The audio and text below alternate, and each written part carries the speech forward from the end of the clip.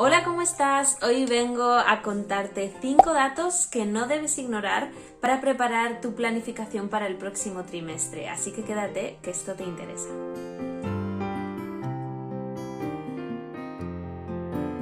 Hola, ¿cómo estás? Soy Marina de Luna, soy coach especializada en reinvención profesional y mentora de emprendedores digitales.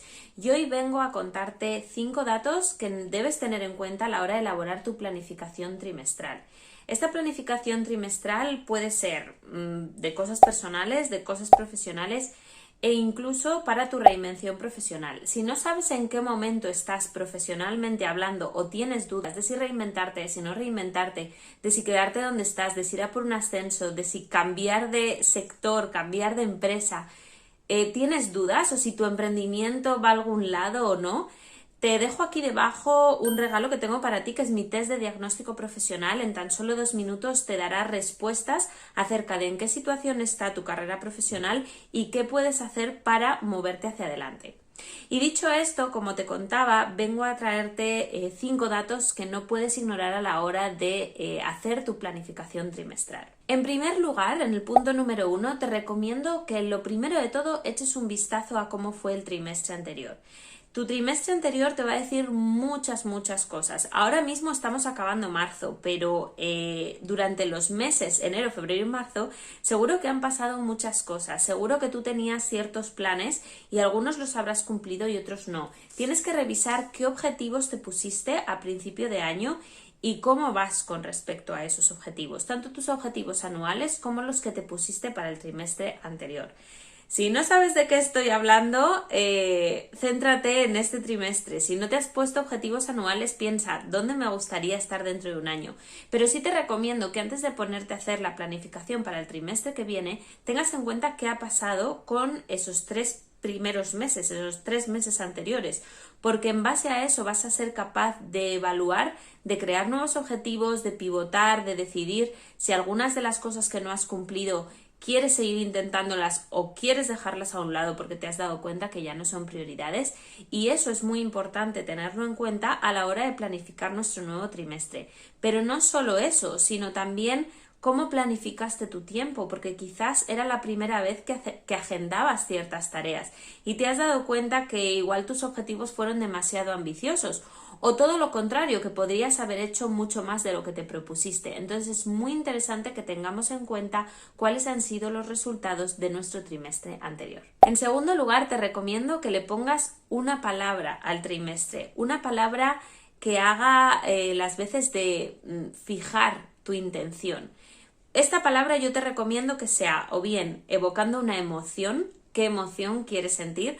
Puede ser que este sea el trimestre de la calma, o puede ser que sea el trimestre de la alegría, o puede ser que sea el trimestre del foco, o puede ser que sea el trimestre de sentirte en paz, lo que sea que tú creas que necesitas y lo que sea que creas que va a motivarte a conseguir los objetivos que te propongas. Obviamente, dependiendo qué palabra pongas, pues probablemente tus objetivos vayan relacionados con ella, y esto es bueno. Entonces, por un lado, te recomiendo que elijas entre una emoción, por un lado, como decía, o un verbo, una acción. Puede que sea el trimestre de ejecutar, puede que sea el trimestre de investigar, puede que sea el trimestre de planificar.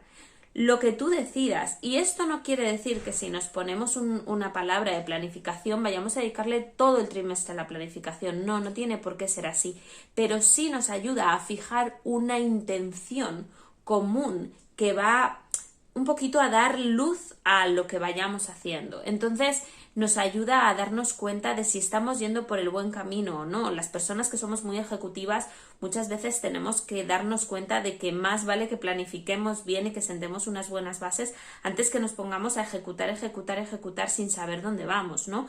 Y aunque la palabra de un trimestre pueda ser planificación, eso no quiere decir que no vayas a ejecutar o que no vayas a investigar o que no vayas a hacer otras cosas. Entonces, el paso número 2 es que elijas una palabra para tu trimestre. Te recomiendo entre una emoción o una acción. Punto número 3. Sin lugar a dudas, fíjate objetivos. Y yo siempre recomiendo que tus objetivos sean SMART. ¿Qué significa objetivos SMART? La palabra SMART viene de específico, medible, alcanzable, realista y con una temporalidad, es decir, un tiempo acotado. Eso es el acrónimo de SMART, eso es lo que significa esta palabra. Y lo que viene a decirnos realmente es que nos pongamos un objetivo que podamos medir, que sea realista y alcanzable, pero a la vez que sea retador, como dicen en inglés, que sea challenging enough. Es decir, que nos provoque cierto remusguillo, cierta incomodidad, porque eso significará que estamos tratando de ir más allá, que no nos estamos quedando en lo que ya conocemos, en lo que sabemos que es fácil conseguir, sino que vamos a retarnos y ponernos algo que va un poquito más allá, pero a la vez es realista, es decir, que lo podemos alcanzar, porque si nos ponemos objetivos que van mucho más allá de lo que podríamos alcanzar, lo que vamos a hacer es a mitad del trimestre perder fuelle y desmotivarnos. Entonces hay que mantener ese equilibrio y sobre todo tiene que tener una fecha para que yo pueda saber si he cumplido o no he cumplido el objetivo, y tiene que ser medible. Es decir, no me vale decir, bueno, el próximo trimestre quiero leer más. No, me quiero leer un capítulo diario o 10 páginas o un libro al mes o 2 libros al mes. ¿Qué quieres? ¿Cómo sabes que lo puedes conseguir? ¿Cómo lo puedes medir? Porque solo lo que medimos es mejorable. Si tú no mides, ¿cómo vas a poder extraer algún aprendizaje de cómo te han salido las cosas para seguir mejorándolas? Entonces, trata de fijarte unos objetivos tanto a nivel personal como a nivel profesional. Ambos son importantes y ambos deben de tener su espacio. Tu vida personal, tu autocuidado, tu familia, tu ocio, tiene que tener un espacio en tu planificación. Y esto nos lleva al punto número 4. El punto número 4 hace referencia a pensar, planificar de antemano qué porcentaje de nuestro tiempo vamos a dedicarle a cada una de las áreas de nuestra vida. Es importante que nos demos cuenta que el tiempo es uno de nuestros recursos más preciados y lo distribuimos en función de nuestras prioridades y nuestras obligaciones, por supuesto, pero las obligaciones que tenemos también van a ir relacionadas con nuestras prioridades. Puede que me surja un imprevisto, puede que de repente tenga que ayudar a alguien de mi familia, puede que lo que sea, que cambie un poco mi planificación. Pero si yo estoy distribuyendo mi tiempo acorde a mis prioridades, y mis prioridades pueden ser otras personas también, no tendré ningún problema y no sentiré que no estoy siendo productivo. Pero es importante que yo sepa, vale, este es mi orden de prioridades, cuántas horas, qué porcentaje de mi tiempo voy a dedicarle al trabajo, qué porcentaje a mi casa, qué porcentaje a mi familia, qué porcentaje a mí mismo, qué porcentaje a mi ocio, qué porcentaje a mi autocuidado. Y no es que todas ellas vayan separadas, porque el tiempo que le dedico a mí mismo lo puedo dividir entre ocio, autocuidado, ejercicio, lo que sea, ¿no? Pero es importante que nos demos cuenta de que al final el tiempo es algo que debemos priorizar dependiendo de cuáles son nuestros valores y cuáles son las áreas a las que damos importancia en nuestra vida. Y, por último, solo después de haber tenido en cuenta todas estas cosas llegamos al punto número 5, que consiste en que todos tus objetivos los desgloses en proyectos, en tareas, y esas tareas las lleves a tu agenda. Pero una vez que tú ya has separado los bloques de tiempo que vas a dedicarle en una semana estándar a cada área de tu vida, esas tareas las vas a llevar al área donde tocan.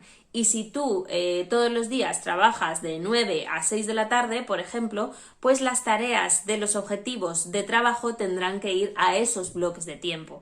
Si tú decides que de 6 de la tarde a 8 vas a dedicárselo a tu familia o vas a dedicártelo a ti mismo, a tu ejercicio, a cuidarte, pues los objetivos y las tareas que tengan que ver con eso irán a esos bloques de tiempo dentro de tu agenda. Entonces es muy importante que sigas esos pasos para conseguir que tu vida esté equilibrada y que no de repente te pases 3 meses en los que solo piensas en trabajo y luego te veas tan saturado que necesites desconectar completamente.